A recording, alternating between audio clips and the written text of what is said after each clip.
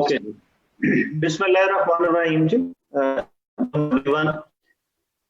Today we are going to exercise couple of different practical exercises through which we can work it out how to find the buyers, the overseas buyers basically.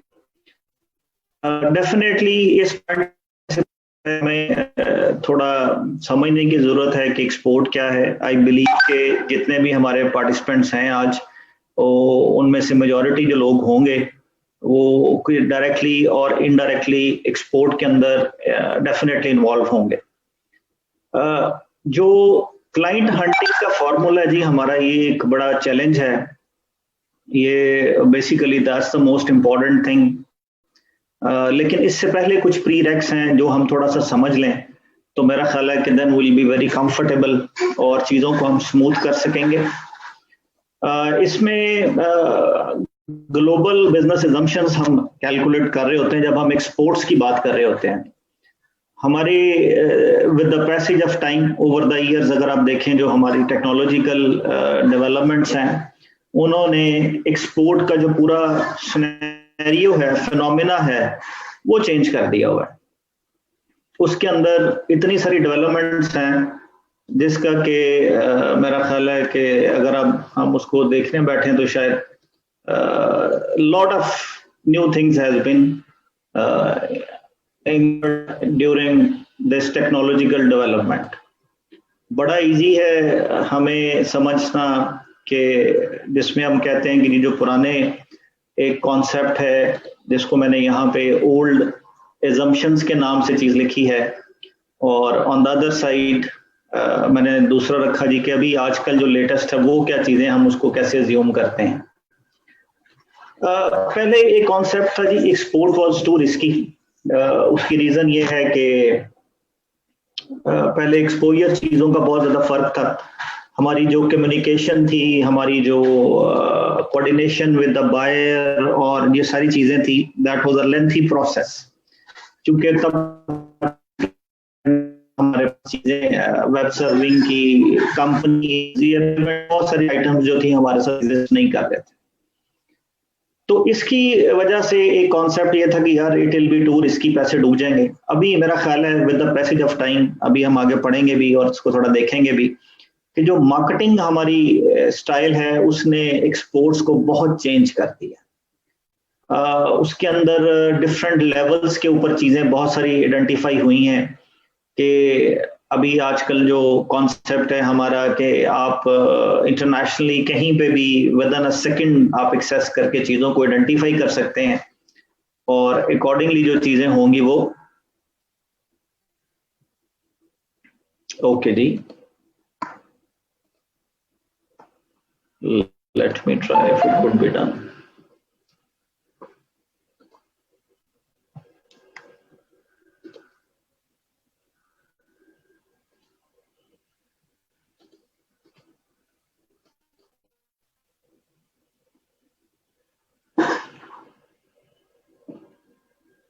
Okay, I believe it's quite visible now.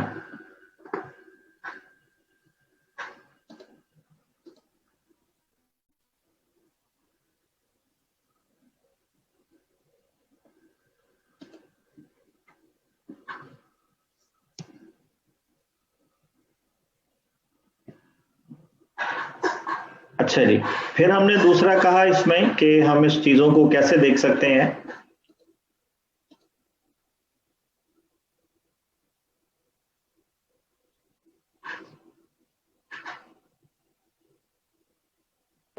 Nadeem साहब kindly अपनी screen share कर लीजिएगा, slides. Thank you. Slides तो share हो रही है जी, screen तो share हो रही है. मुझे लगता है मैं अपनी शक्ल थोड़ी देर के लिए ऑफ करूं so it would be then more appropriate I believe. Let me maybe अगर आप कैमरा ऑफ करके देखें तो शायद, लेकिन स्लाइड्स नजर नहीं आ रही सर.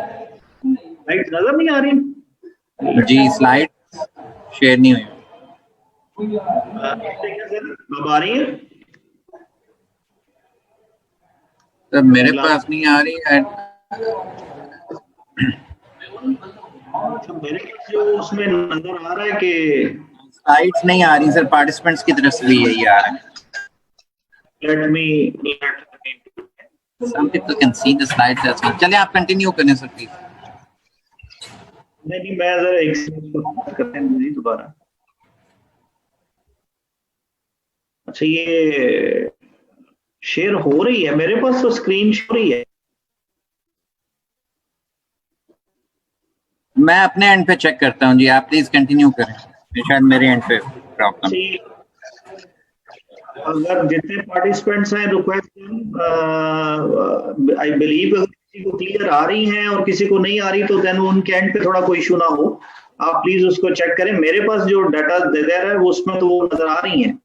जब मैं अपनी शेयर को जाके देखता हूं तो वो कहता है जी कि this is sharing, you are sharing this one, okay let me again. मैंने वो ऑफ कर दिया, अब मेरा ख्याल है that will be much easier for you.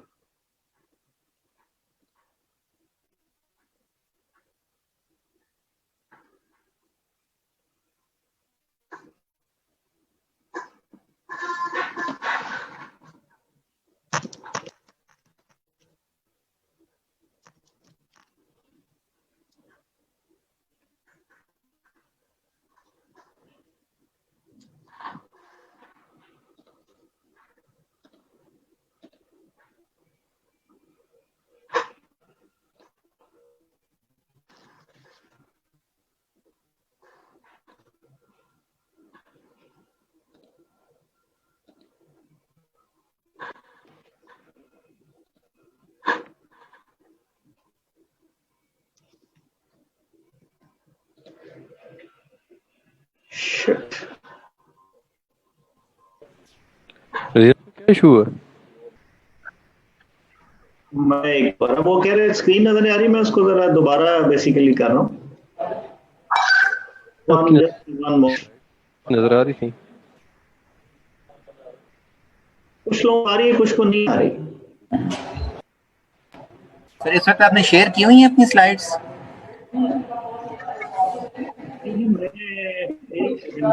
I guess आपने उसे ऑफ किया है, दोबारा से ऑन करते हैं तो पता चलेगा। जी मैं यही कर रहा हूँ basically, this is what I am doing.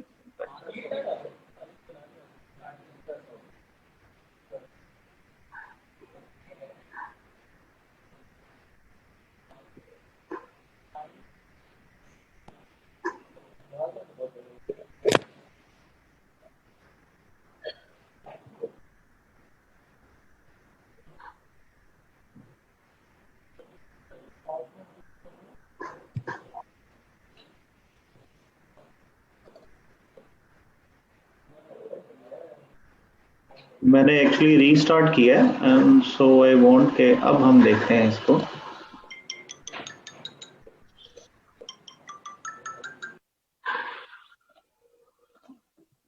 अब देखिए आ रही है जी।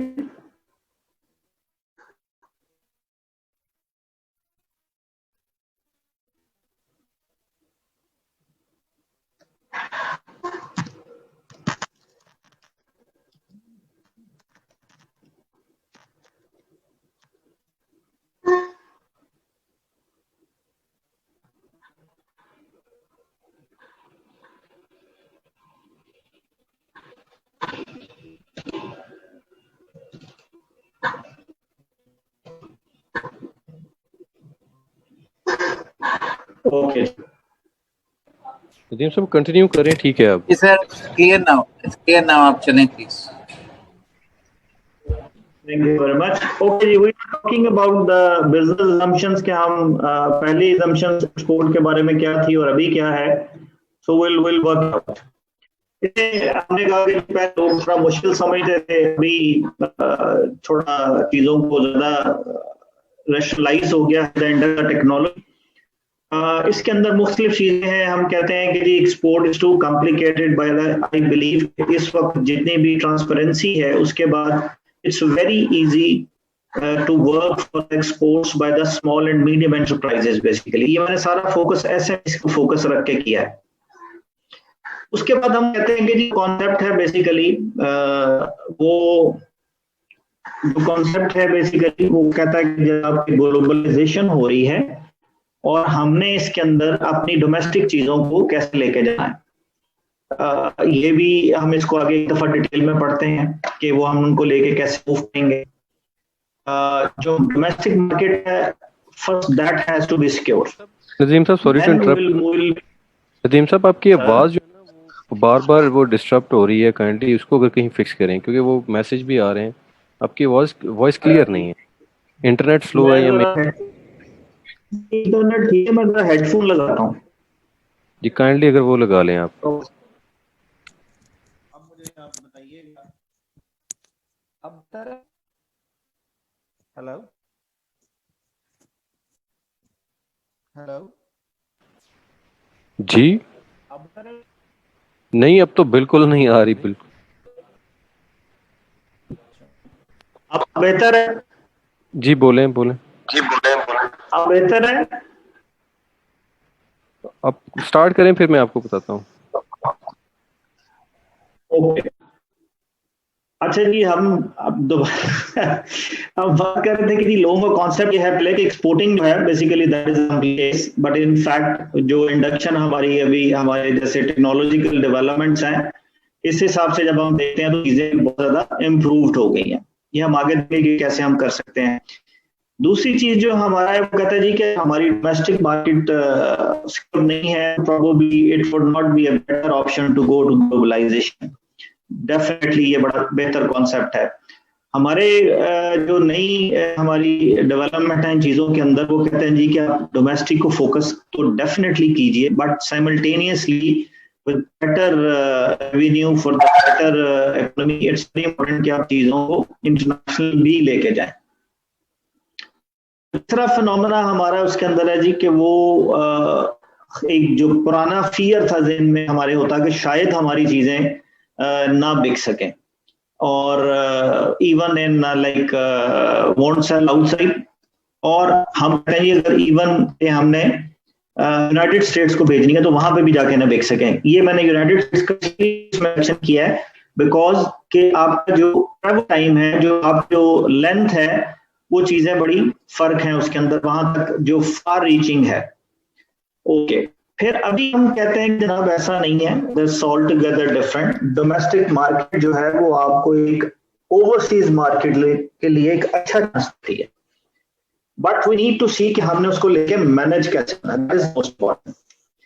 एक और हमारा जो चीज था जी के क्योंकि इंग्लिश बोलनी नहीं आती और इसलिए शायद मेरे पास एक लैंग्वेज का बैरियर होगा, जब मैं इंटरनेशनली जाऊंगा, मैं चीजों को जब करूंगा तो वो प्रॉब्ली मैं उससे कम्युनिकेशन में I will be on very weak. तो मेरा ख्याल ये है कि अभी वो सिचुएशन बहुत चेंज हो गई है। अगर ऐसे still there are certain people और there are certain companies probably जिनके पास ये आज भी एग्जिस्ट कर होगा, तो वो इशू जो हम हाईलाइट कर सकते हैं वो इस सीक्वेंस में कर सकते हैं कि आजकल बहुत सारी एजेंसीज हैं, बहुत सारी कम्युनिकेशन की कंपनीज हैं जो बेसिकली आपको हेल्प आउट करती हैं for better management of international markets. अच्छा, मुझे अभी भी मैसेज आ रहे हैं कि वो वॉइस क्लियर नहीं है। Let me change my internet connection for a minute, just for a minute. Nadeem साहब आपकी आवाज वाकई जो है ना वो बीच में वर्ड जो है वो स्किप हो रहे हैं, आवाज क्लियर नहीं है।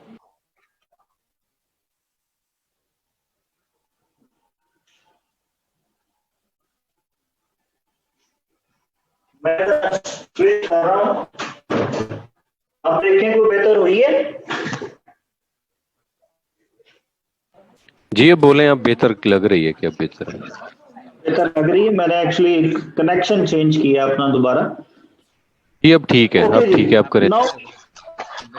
जी, now we come to the globalization. एक बड़ी टर्म है जो हमें फोकस है इसके बारे में और जिसके बारे में बहुत सारी डिस्कशंस भी हैं। तो ये जो ग्लोबलाइजेशन है basically it's a very emerging situation जिसके अंदर ज्योग्राफी बाउंड्री को मैनेज करते हुए अपनी चीजों को सेव करेंगे, that is called the globalisation basically. ये ग्लोबलाइजेशन है, इसके अंदर one has to be very clear कि वो कहाँ जा रहा है, फोकस क्या है, उसकी बात का नॉलेज क्या है। ये हम आगे वन बाय वन जब चीजों को देखते हैं तो हम विल वर्क इट आउट। इस ग्लोबलाइजेशन के साथ ही बेसिकली बहुत अच्छी अपॉर्चुनिटी भी डेवलप होती है, जो हम कहते हैं कि आपको like why you should globalisation के अंदर अपॉर्चुनिटीज हम कहते हैं कि बहुत सारी डेवलप होंगी। वो होंगी कि आपके पास जो एक वास्ट एरिया आएगा फॉर सेलिंग योर प्रोडक्ट, आपको एक बड़ा होराइजन मिलेगा जहां पे जाके आप अपनी चीजों को सेल कर सकते हैं। Companies are focusing on the lower labor cost, they are focusing on the overall costing, they are focusing on the partnering with the major companies for the alliance to get things done।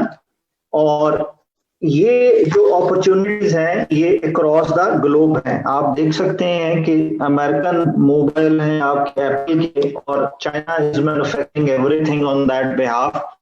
तो ये opportunities है जो हमने identify करनी है कि हम उन चीजों को कैसे लेके जा सकते हैं। ये एक जनरल सिनेरियो की हम बात करें, अभी प्रोडक्ट आगे हम बात करेंगे। उस पर हम कहते हैं जो अपॉर्चुनिटीज है बेसिकली जब आप को हेल्प आउट करेंगी, जब आप एक इंटरनेशनल मार्केट में जाएंगे तो आप हेल्प आउट करेंगे कि आप अपनी एग्जिस्टिंग प्रोडक्ट को कैसे इंप्रूव कर सकते हैं। It is going to help you out. तो ये जो टेक्नोलॉजी ड्रिवन कंपनीज हैं हम इनको कहते हैं जी कि ये बॉर्न ग्लोबल हैं। देखिए कॉन्सेप्ट एक्सपोर्ट का है बेसिकली। हम कहते हैं कि पहले there are couple of different scenarios. Export के अंदर बहुत सारे लोग ऐसे हैं जो पहले लोकल मार्केट में काम करते हैं, फिर वो अपने मुल्क के अंदर काम करते हैं, और फिर उसके बाद वो अपनी लेग्स को फर्दर स्ट्रेच करते हैं एंड दे गो इंटरनेशनल। जब वो इंटरनेशनल जाते हैं तो बहुत सारी चीजें हमें क्लैरिटी के साथ कि वो ट्रेंड देखते हैं, वो डिफरेंट टेक्नोलॉजीज को लर्न करते हैं, और फिर रिवर्स मॉडल के अंदर वो लाके मूव करते हैं। ये एक बड़ा ही कॉन्सेप्ट वही हम देख रहे हैं। आपकी आवाज नहीं आ रही है, आपकी जो ना बार बार वो आपके वर्ड्स जो हैं वो स्किप हो रहे हैं। काइंडली आपके इंटरनेट का कोई किसी तरह फिक्स करें, उसकी स्पीड का मे बी इशू। मैं एक और तीसरे कनेक्शन पे जाता हूँ, जस्ट वेट फॉर अ। इस तरह का कोई इशू नहीं था, काइंडली इसको फिक्स करें। जो पार्टिसिपेंट्स हैं इस तरह वो डिमोटिवेशन होती है। मेरा ख्याल है मैंने सुबह भी एक यहाँ पे ट्रेन रखी है, मुझे आइडिया नहीं इसका क्या इशू चल रहा है, but let me reassess it. Just मैं इसको दोबारा रीमूव करके देखता हूँ प्लीज। Just a minute.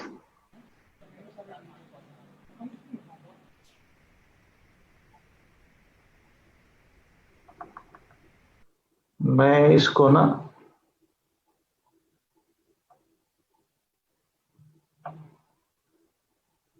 अभी को बेहतर हुई है। जब आप फ्लो में बोलते हैं ना तो फिर वो इसमें से वर्ड्स जो हैं वो से सुनाई नहीं देते। जी ठीक है, जस्ट फॉर अ मिनट।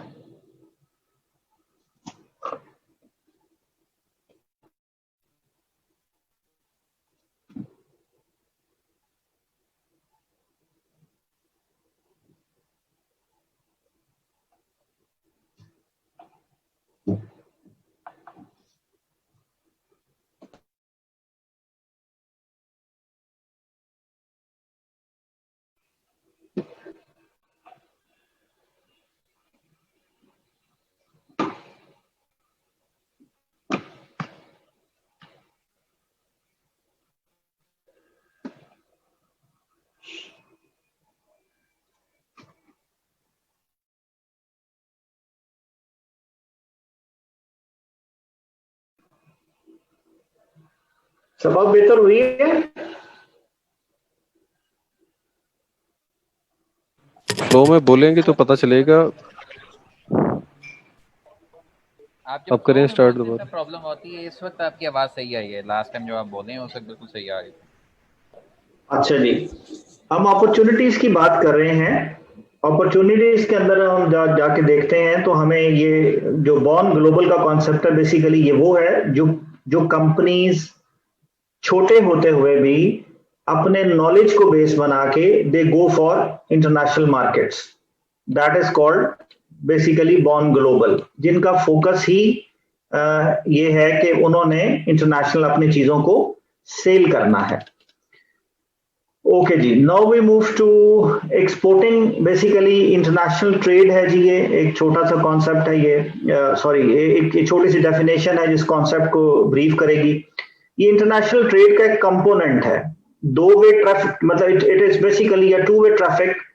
एक इंपोर्ट्स हैं, एक एक्सपोर्ट्स हैं, और जो इंपोर्ट करता है बेसिकली कॉरस्पॉन्डिंगली जो कंट्री से वो चीज आ रही है वो उसका एक्सपोर्ट होता है। ये इंटरनेशनल ट्रेड के अंदर जो है वो बैलेंस ऑफ ट्रेड होता है। वो एक छोटी सी अंडरस्टैंडिंग है, ये मैंने उसको लिखा हुआ है कि जो value of a country export minus it's imports, वो उसका बैलेंस ऑफ ट्रेड होता है। यानी कि जो उसने एक्सपोर्ट की हैं और जो इंपोर्ट की हैं, जो उसका डिफरेंस आएगा, that would be the balance of trade. ये जब हम आगे हाईलाइट करेंगे, चीजों को एनालाइज करेंगे कि कौन से कंट्रीज में हमारी चीजों की डिमांड ज्यादा है और कौन से कंट्रीज के अंदर हमने इसको ज्यादा फोकस करना है, तो फिर उसके अंदर ये चीजें हमें बैलेंस ऑफ ट्रेड की ज्यादा क्लैरिटी आएगी। अच्छा, उसके बाद एक्सपोर्ट एक जो है जी, ये दो तरह की एक्सपोर्ट है, एक इनडायरेक्ट एक्सपोर्टिंग है और एक डायरेक्ट एक्सपोर्टिंग है। इनके अलावा there are 2 to 3 more models हैं जो बेसिकली फ्रेंचाइजिंग के अंदर आ जाएंगे, जो इंटरनेशनल डिस्ट्रीब्यूशन के अंदर आ जाएंगे, जो बेसिकली डायरेक्ट फॉरेन इन्वेस्टमेंट के अंदर आ जाएंगे। हम बात कर रहे हैं एसएमई, स्मॉल मीडियम एंटरप्राइजेस की, तो उस पॉइंट ऑफ व्यू से यही दो हमारे आइडियल और appropriate way of doing exporting है जी। एक इनडायरेक्ट एक्सपोर्ट है और एक डायरेक्ट एक्सपोर्ट है। ले लेंगे इनडायरेक्ट एक्सपोर्ट क्या है जी, बेसिकली ये इनडायरेक्ट एक्सपोर्ट आप किसी लोकल कंपनी को सेल करेंगे और वो लोकल कंपनी अपने नाम के साथ, अपने कंपनी के नाम के साथ वो फर्दर इंटरनेशनल मार्केट के अंदर जाके उसको सेल कर देगी। That will be called your indirect export. अच्छा, होता इसके अंदर नॉर्मली ये है कि इनडायरेक्ट एक्सपोर्ट के अंदर आपको अल्टीमेटली लोकल करेंसी के ही पैसे मिलेंगे। जो इंटरनेशनली रेमिटेंस आएगी वो बेसिकली उस इनडायरेक्ट एक्सपोर्टिंग कंपनी के थ्रू आएगी या उसके बिहाफ को उसको आएगी जिसके थ्रू आप अपना माल को सेल करें। इसका फायदा क्या है इनडायरेक्ट एक्सपोर्टिंग का? ऐसे तमाम कस्टमर्स, ऐसे तमाम जो एसएमईज हैं जिनका एक्सपोजर नहीं होता एंड दे डू डिजायर कि मैं अंदर अपनी एक्सपोर्ट लेके जाऊं, जब अपनी प्रोडक्ट को भेजते हैं डेफिनेटली उनका नाम इस तरह सामने नहीं आता, बट जो उसका एक सर्विसेज हैं या उसकी गुड्स हैं वो इंटरनेशनली एक्सपोर्ट हो जाती हैं। फायदा ये होता है, उसके बैक ऑफ द माइंड उनके ज़हन ये होता है कि आप without taking any risk of payments आप उसको एक्सपोर्ट करने में कामयाब हो सकते हैं। हमेशा जो स्मॉल एक्सपोर्टर्स होते हैं, मेरी उनको ये सजेशन होती है कि आप हमेशा ये वाला अडॉप्ट करें टू स्टार्ट विद। ये परमानेंट नहीं होना चाहिए, it should not be on permanent basis, just to learn the process, just to learn the market, just to learn the things accordingly कि चीजें कैसे होंगी।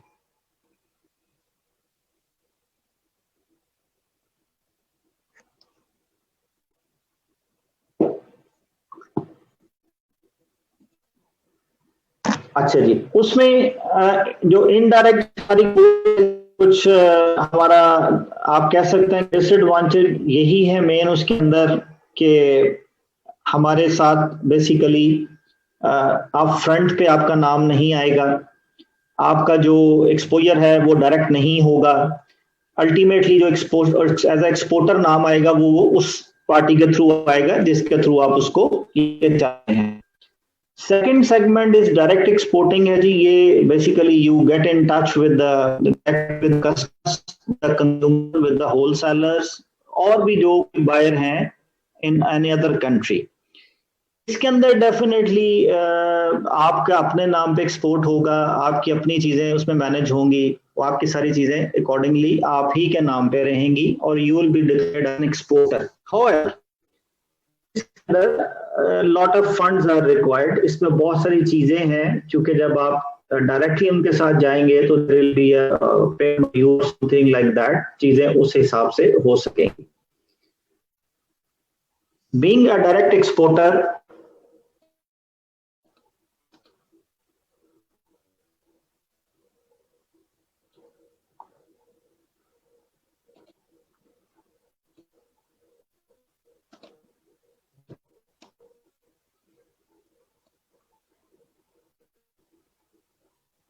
Being a direct exporter basically आपका एक इकोनॉमी वाइज आपका अपने आप को ना सिर्फ बल्कि पाकिस्तान के अंदर भी आपकी एक इकोनॉमी की कंट्रीब्यूशन है उसके अंदर। इसमें एक 4 डिफरेंट मॉडल्स हैं जिसके साथ हम चीजों समझ सकते हैं। एक हम कह रहे हैं कॉस्ट ऑर्डर सप्लाई है, कमर्शियल प्रेजेंस है, कंजम्पशन अबॉर्ड है और temporary movement of the natural persons है। ये थोड़ा सा क्विकली हम इसको देख लेते हैं। क्रॉस बॉर्डर सप्लाई वही है हम सीखते हैं, आप प्रॉपर करते हैं और क्रॉस बॉर्डर के अंदर जाके वो चीजें सेल होती हैं, एक साइड से मूव होंगी, दूसरी साइड से उसकी बाइंग होगी और वो अल्टीमेटली लोकल आगे फर्दर मार्केट में सेल होंगी। कंजम्पशन जो अबाउट है जी, वो बेसिकली आप अब्रॉड के अंदर जब भी कोई ट्रैवल करते हैं, आप कोई टूरिज्म के लिए गए हैं, आप पर्सनली काम के लिए गए हैं and you use different services, you use different items, you use different things, वो आपकी कंजम्पशन अब्रॉड हो जाएगी। फिर एक कमर्शियल प्रेजेंस बेसिकली मॉडल में है या ओवरसीज ऑफिस वाला मॉडल है कि आप वहां पे एक ऑफिस बना लेते हैं और आप बॉर्डर उस थ्रू जाते हैं।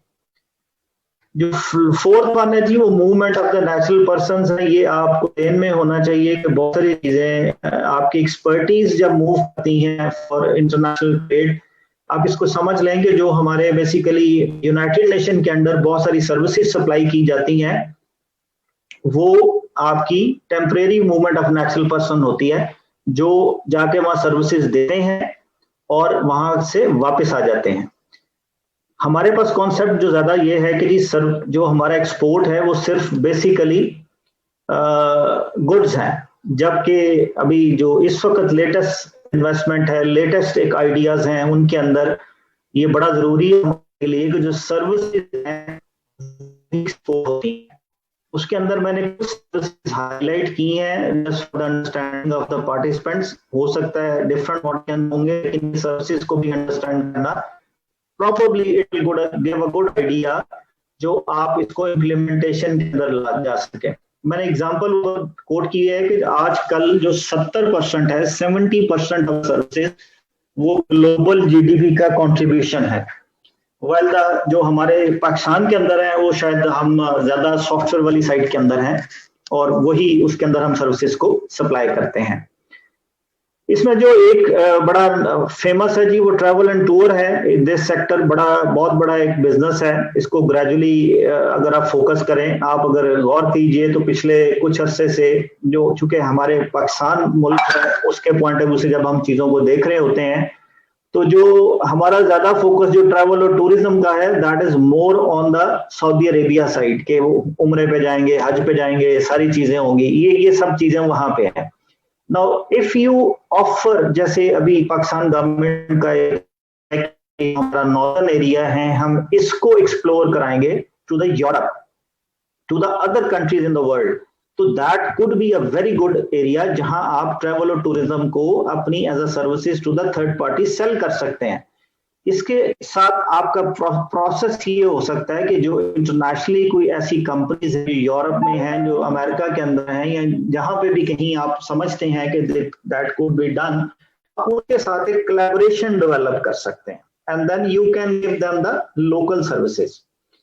फिर हम टेलीकम्युनिकेशन और इंफॉर्मेशन है, हम इसके अंदर ऑलरेडी काफी सारी चीजों के अंदर हैं और जैसे हम कह सकते हैं कि जो डिफरेंट मॉड्यूल्स हम ऑलरेडी बना के इस पे दे रहे हैं, ये डाटा प्रोसेसिंग है, नेटवर्किंग सर्विस है और के अंदर आएंगे, तो ये services can be developed, even ये एक्सपोर्ट हो सकती हैं। फिर हम कहते हैं जी एंटरटेनमेंट है, ये रिकॉर्डेड म्यूजिक है, फिल्म है, टेलीविजन शोज है, ये थोड़ा सा हमारे शायद पॉइंट ऑफ व्यू से उतना फिजिबल नहीं है एज कम्पेयर टू, अगर हम इंडिया में ये चीज को देखें तो they are doing a damn good job on this thing. उनका एक बहुत बड़ा चंक है उनके रेवेन्यू के अंदर, जो उनकी इकोनॉमी के अंदर बहुत बड़ा चंक है, जो वो अपनी फिल्म, मूवीज, टेलीविजन शोज, उनसे वो अर्न करते हैं।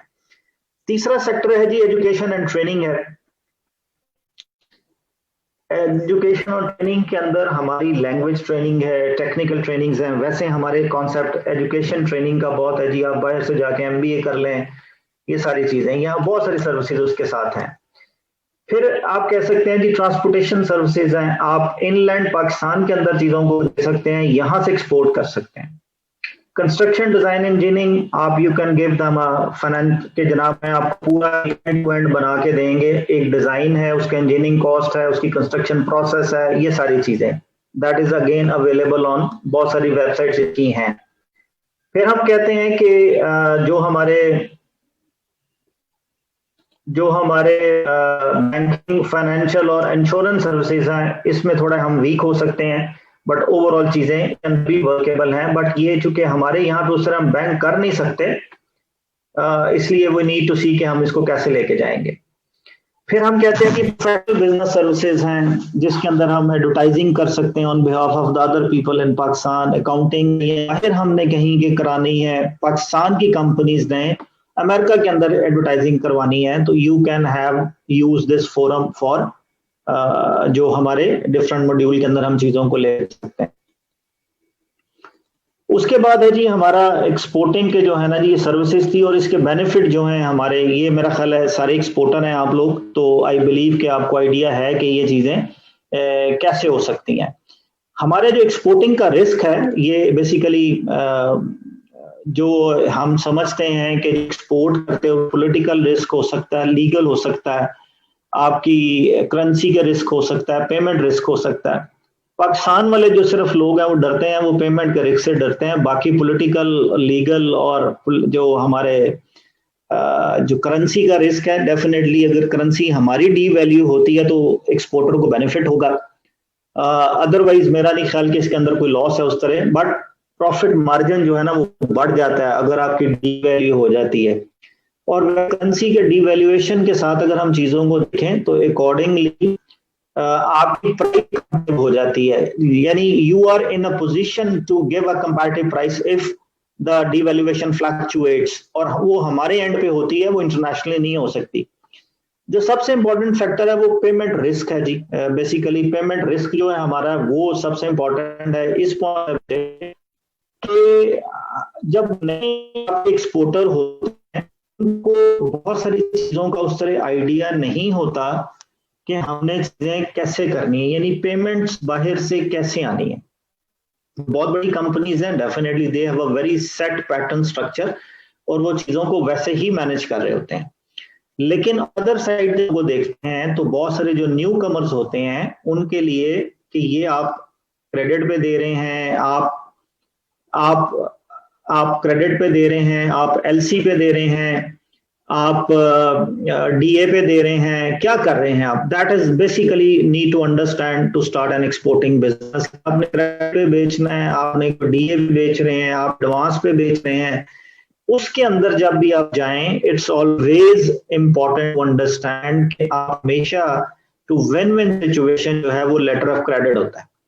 मोस्ट इंटरेस्टिंगली बहुत सारी अच्छी कंपनीज भी लेटर ऑफ क्रेडिट को डिस्करेज करते हैं, दे वांट टू हम आपको पेमेंट लेटर दे उसको DA पे दे दें, यानी क्रेडिट पे हम उनको दे दें फॉर 30 डेज, फॉर 60 डेज और फॉर 90 डेज, तो उसके बाद हम चीजों को आप पेमेंट आ जाएगी। But for being a new exporter I believe कि ये जो है हमारा सीरियसली इसके ऊपर सोचना चाहिए कि ये हमें ऐसा कोई रिस्क नहीं लेना चाहिए as being a new exporter. हाँ, अगर आप बहुत अरसे से एक बंदे के साथ काम कर रहे हैं, पहले आपने उनके साथ काम शुरू किया on letter of credit, definitely आपके टर्म्स बन जाते हैं। देखिए एक्सपोर्ट का जो बिजनेस है इसके अंदर जो सबसे बड़ा फैक्टर है वो आपका एक रिलेशनशिप होता है जो लॉन्ग लास्टिंग होता है, जो बहुत सारी ऐसी क्वेरीज को डिमिनिश कर देता है जो बेसिकली आपके कंपेटिटर आपके जगह पे उनको फॉरवर्ड करते हैं, जी हमसे $10 कम ले लें, हमें $5 कम ले लें। तो जो आपका वर्किंग रिलेशनशिप होगा उस कंपनी के साथ वो इस चीज को डिफाइन करेगा कि मैंने वो $10 कम लेने हैं या नहीं लेने।